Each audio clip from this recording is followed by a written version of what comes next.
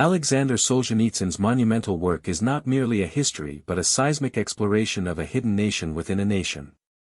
He constructs a powerful metaphor: the vast network of Soviet prison camps forms a secret archipelago, a chain of isolated islands scattered across the map of the USSR, invisible to ordinary citizens yet populated by millions. This country had its own laws, its own economy, and its own doomed citizens, known only as prisoners. The book traces the birth of this monstrous system from the early days of the Bolshevik Revolution, showing how the first camp on the Solovetsky Islands became a grim blueprint for an empire of coercion.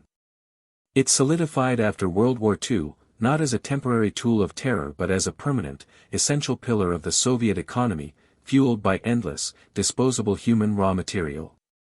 The journey to this shadow world began with an arrest, typically by the state security apparatus, known as the organs. These arrests were arbitrary, driven by quota, not evidence.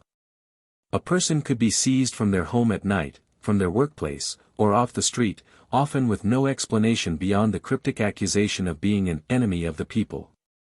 The purpose was not to punish crime but to eradicate any potential dissent, independent thought, or past affiliation deemed inconvenient. The ensuing interrogation was a ritual of destruction, designed not to uncover truth but to break the individual.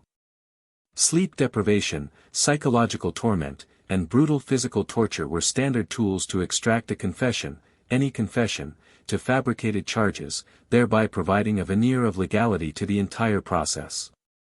Once condemned, the new inhabitant of the archipelago was transported in sealed railway cars, akin to steel ships moving between invisible ports. These were windowless cattle wagons, crammed with humanity, where the basic needs for air, water, and space were denied as a matter of policy. Upon arrival at the camp, life was reduced to a single, grinding purpose: exhausting labor. Prisoners felled timber, dug canals, mined gold, and built cities in the most inhospitable climates, all while systematically starved. Food rations were tied to impossible work quotas, creating a cycle of malnutrition, exhaustion, and death. The body and spirit were under constant assault from cold, disease, violence from guards, and the desperate struggle for survival among the prisoners themselves. Solzhenitsyn meticulously documents how the archipelago consumed all who entered its maw.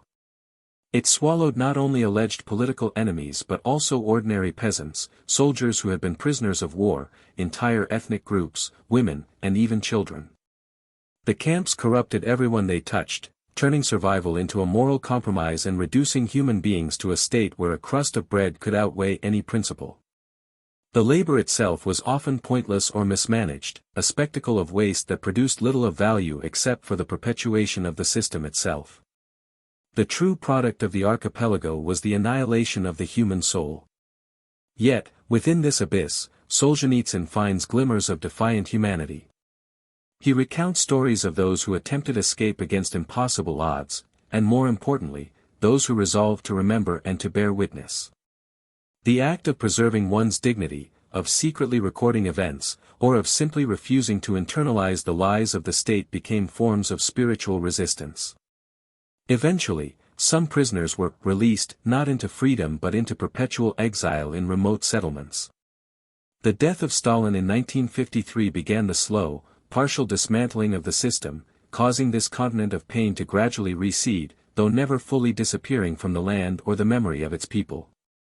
Ultimately, the book is a profound meditation on evil administered through bureaucracy, the fragility of justice, and the resilience of memory.